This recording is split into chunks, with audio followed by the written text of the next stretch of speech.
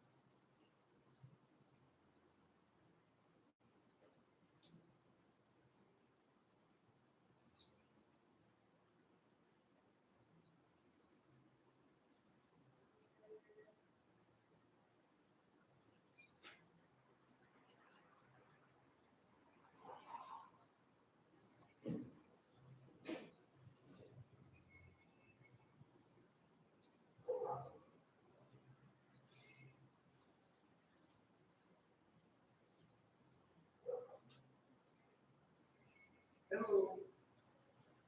There we go. Thank you. Yes, good evening.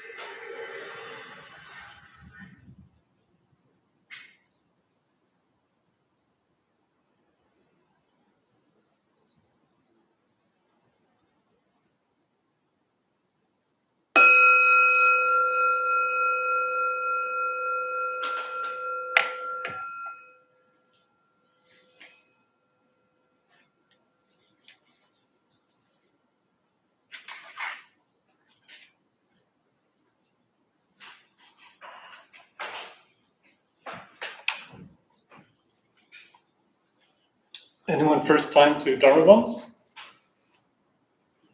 Welcome. How did you find Dharma Bums? My therapist comes here. Your therapist comes here? Yeah. Oh, good. Therapists need meditation too. Yeah. That'd be a good bumper sticker. Therapists must meditate too. Don't go to therapists unless they, I don't know, something like that. Any question? Anyone new to Zen meditation? Any questions, comments about meditation?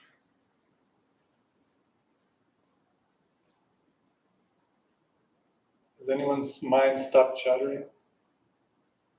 Oh, this is good. I was afraid someone raised their hand. That would be a bad sign.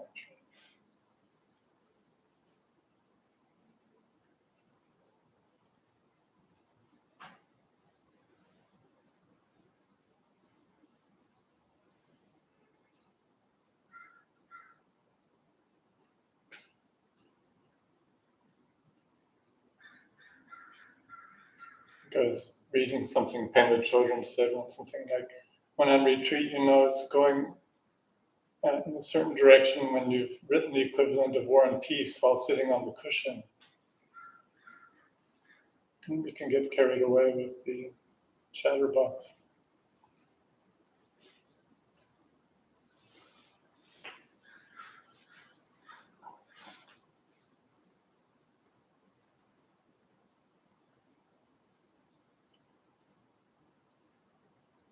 So anyone, any ideas, practice? So what are we doing? We're sitting here, the chatterbox is going, then what? Any ideas? The birds singing, cars in the distance.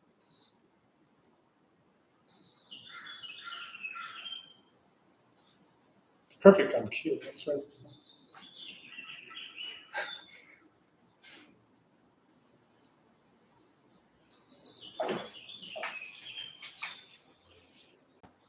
Maybe the birds, a good example. So,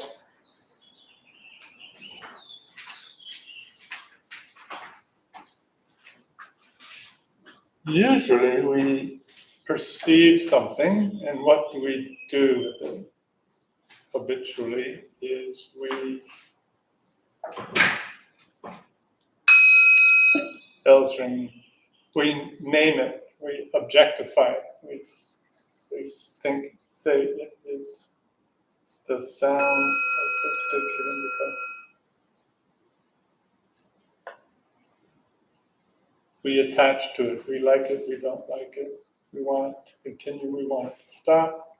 We, all this arises just like instantly.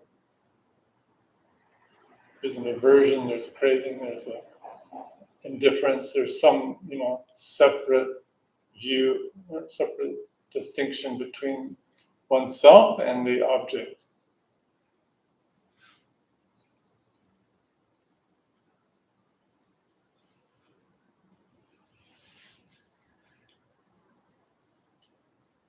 So in Zen meditation, we are, what do we have? We have awareness. Everyone have awareness? Awareness has past. Who has a past? Where is the past? Well, we have a past, but where is this past? We in the future? We have future, but it hasn't happened yet. But human beings still have this sense of projecting these notions of memories and past and anticipations of future, right?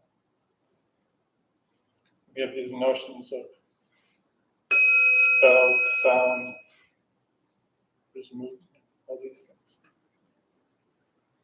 We're not trying to erase this, but there's something much more going on underneath all this, or within this, or so the meditation, awareness, body, breathing, awareness, right? Everyone. Disagree? Art. So usually I've done this before. Body and breathing? Often in meditation it says, oh, follow the breath. Well, what does that mean? Following the breath. It's very bad English, I think. Body and breathing, one thing or two things?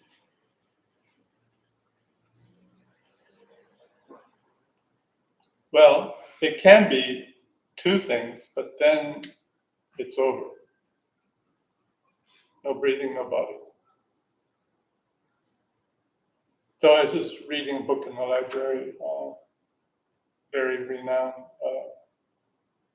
Theravada teacher, when he was closer to dying,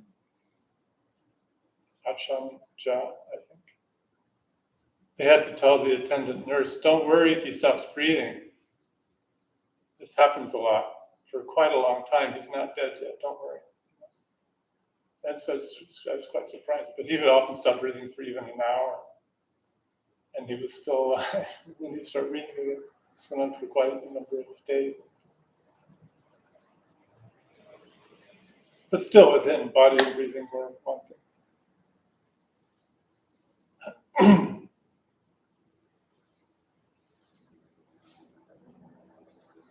So when in like mindfulness practice, it's saying follow breathing means giving full attention, full awareness to body breathing.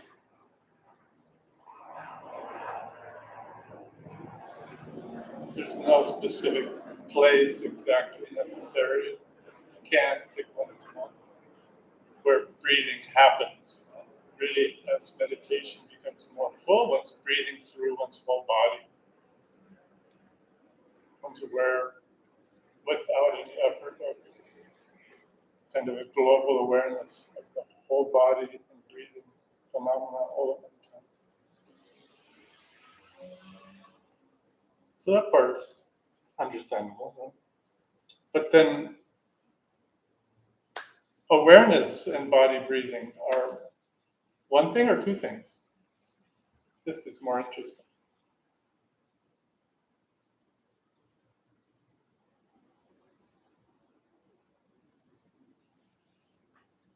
So we cannot separate awareness from our body breathing. Can anyone do that? I can't do that. And the whole point is to go the other direction. We want body breathing and awareness to become unified as close as possible. Body breathing, awareness, one thing. So there's that moment, sitting, breathing. Exhale slowly. And there's that little pause and total exhale. Body breathing awareness, one thing.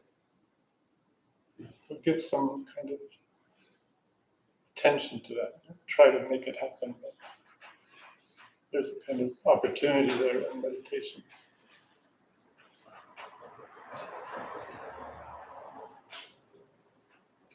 And really, even in Vipassana, the Pali word sati, that's translated as mindfulness, very bad translation into English,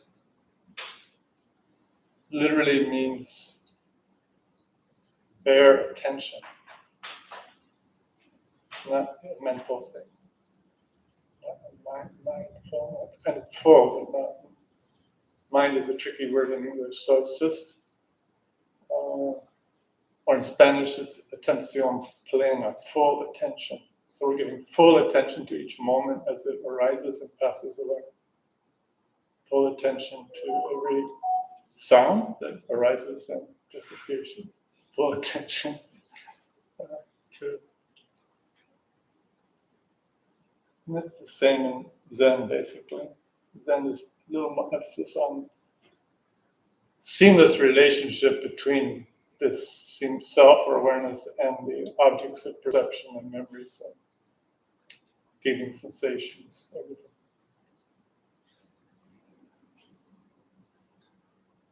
And posture's helpful.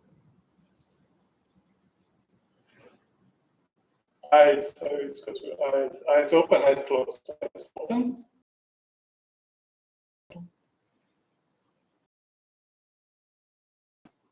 Or gazing. So if your eyes are open, moving my fingers, I would be able to see my fingers moving without trying to focus on them. So it's that kind of broad kind of gazing. We're so habituated to a very hyper-focused eye habits during the day because of all the visual media we're hit with. We're always looking at something. So it's always a sense of an object. So we're just gazing, and whatever comes in that field of vision is just passing through the field of vision. It's not attached to as something we have to name or objectify or put a lot of attention at specifically. So it really helps to have eyes open a tiny bit. It decreases sleepiness, decreases discursive chatter. Also the tendency to drift off, thinking one's in some other world or something is less tendency that way, which is better. Not trying to go anywhere in meditation, we're trying to get more present. Less cut off. So more present. Surfing the present moment. So with the birds helping us now, we will sit for a few minutes.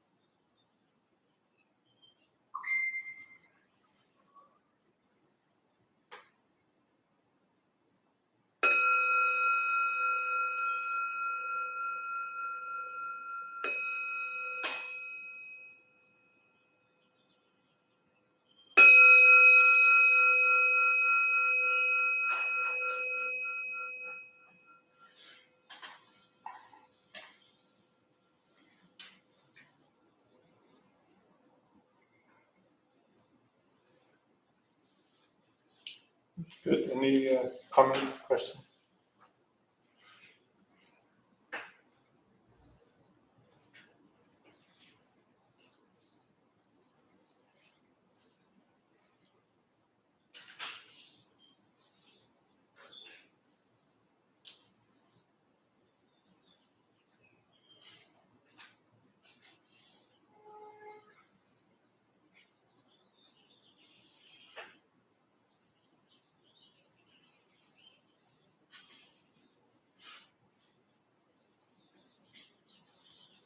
Any good books to read? What's anyone reading? Zen Mind, Beginner's Mind is always good. Can reread over and over and over. By Suzuki Roshi, the founder of San Francisco Zen Center.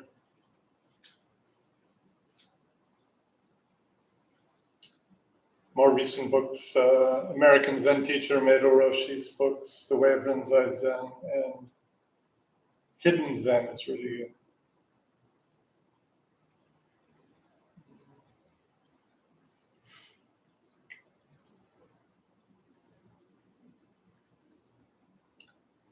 The Soto Zen teacher was Uchiyama Roshi, opening the hand of awareness.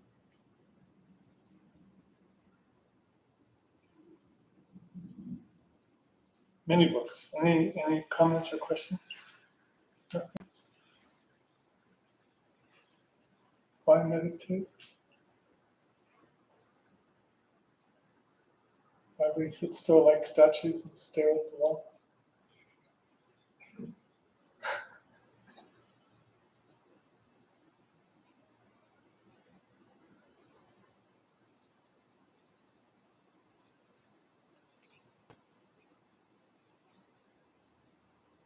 There's subtle things, so even though we're sitting in this posture and not moving,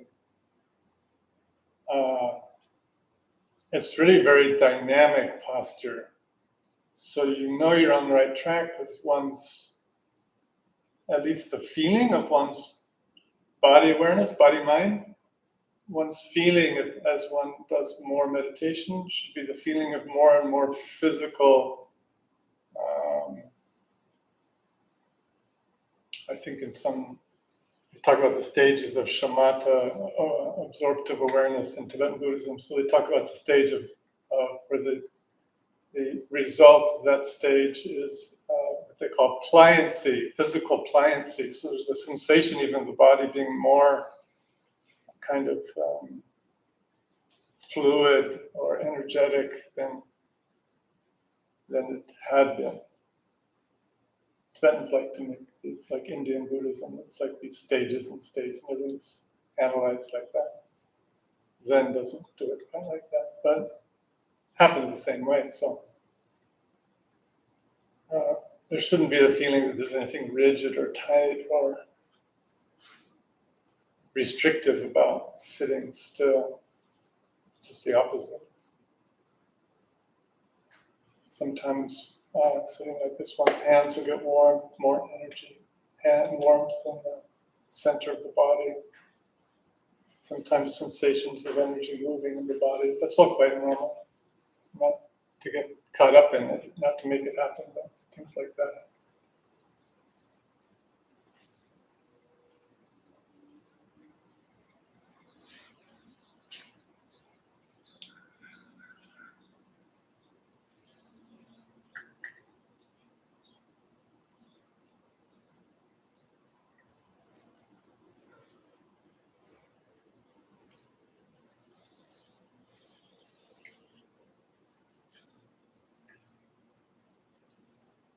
I even heard a story not so long ago, maybe 20 some years ago,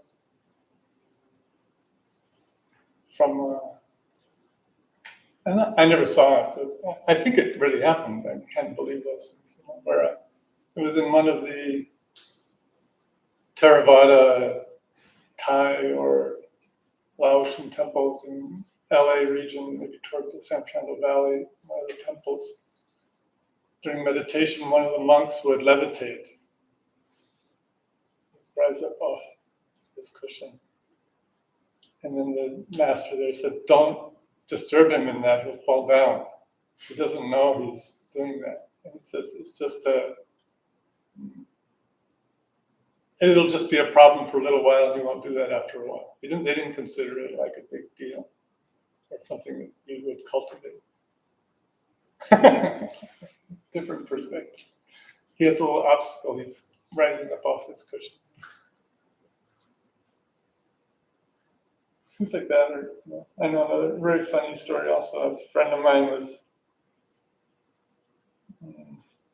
he was a translator for Tibetan lamas.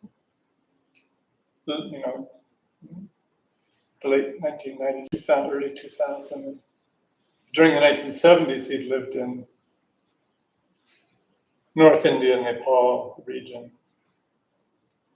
for about a dozen years. He was very fluent in Tibetan. And during that time, there weren't so many people fluent from English to Tibetan. So he would often translate for lamas that didn't speak English or for Westerners who didn't speak Tibetan. So there was some, it was a big time where lots of people from the West were going to India and Asia seeking great gurus and things. There were some kind of Dharma tourists from Germany. They'd heard of this one old Tibetan Lama who reputedly had these phenomenal abilities. They didn't speak Tibetan, he didn't speak English. Michael was there, they asked him to translate, so they met this fellow. That's what they call the Tokdens train in these, what they call winds and channel practices. Developed from the 6 yogas of Naropa. So they came, they chatted. The Lama was very pleasant and nice. They took pictures. They kind of hung around waiting for something.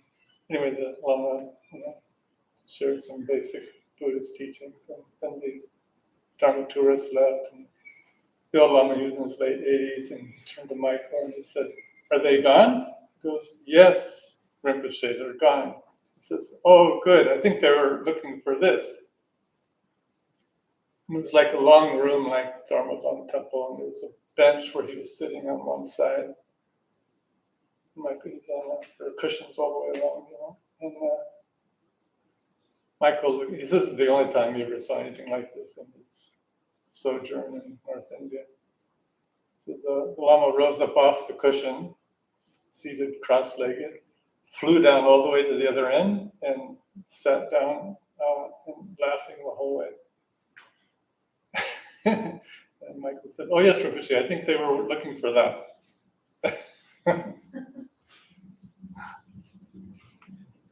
But of course, in Buddhism, these phenomenal things are not of much importance. The most important thing is awakening of our awareness.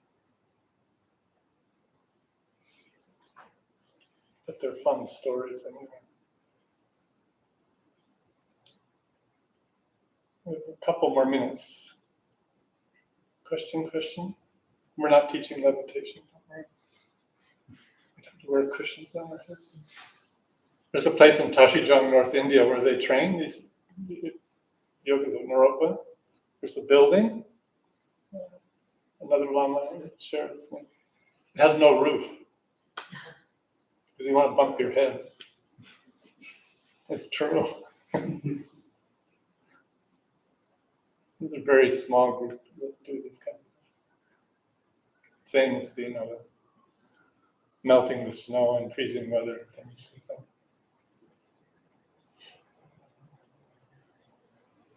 That was useful, I know, for one Lama, though, when he was imprisoned by the Chinese and they threw him out in the wintertime to die in the freezing weather.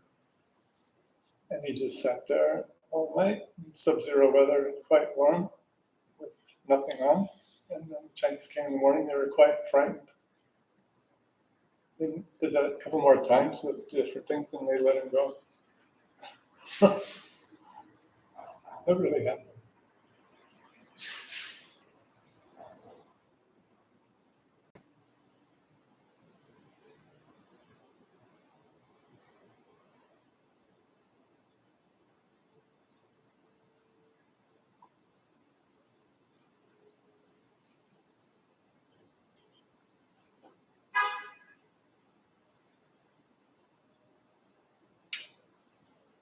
So again, breathing in Zen is important.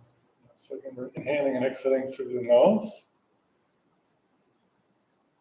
You can in the beginning, like if you do the first part of the meditation, inhale through the nose and exhale through the mouth 2 or 3 times, very slowly. It's very relaxing way to begin meditation.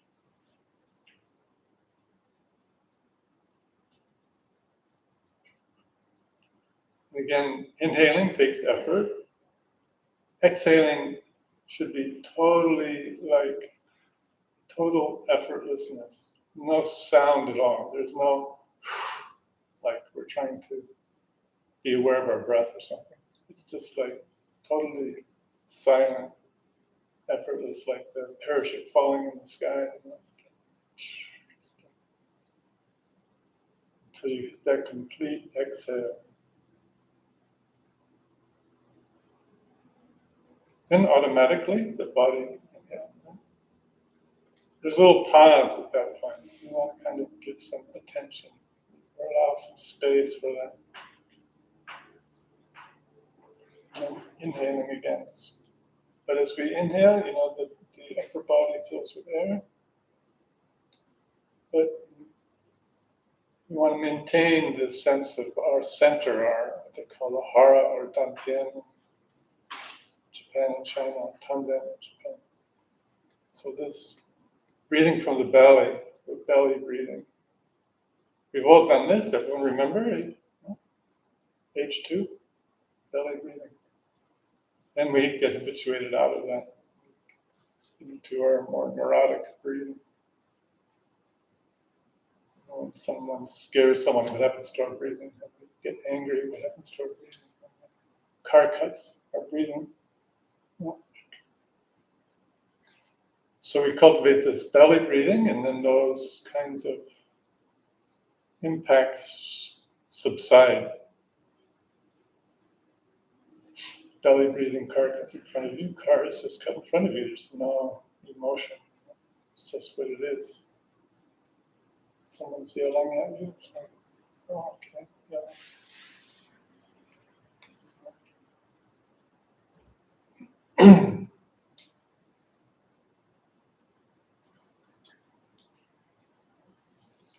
Simple exercise to help this is find a rock about this size. We have nice round rocks in San Diego, the river rocks. And just lie down flat on the bed or cushion. And just put this rock right on the navel or slightly below. You're not trying to meditate or do anything. You just let the body just breathe. And the body's automatically, because the weight is there, shifts to this focus of belly breathing. You can do that don't do it very long, because it's actually using these muscles in 5 minutes. Then meditate. Much easier.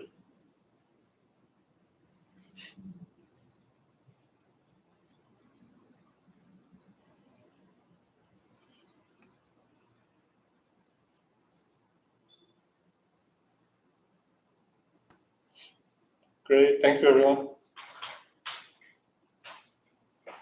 If you have any more questions, I'll be here for a few minutes.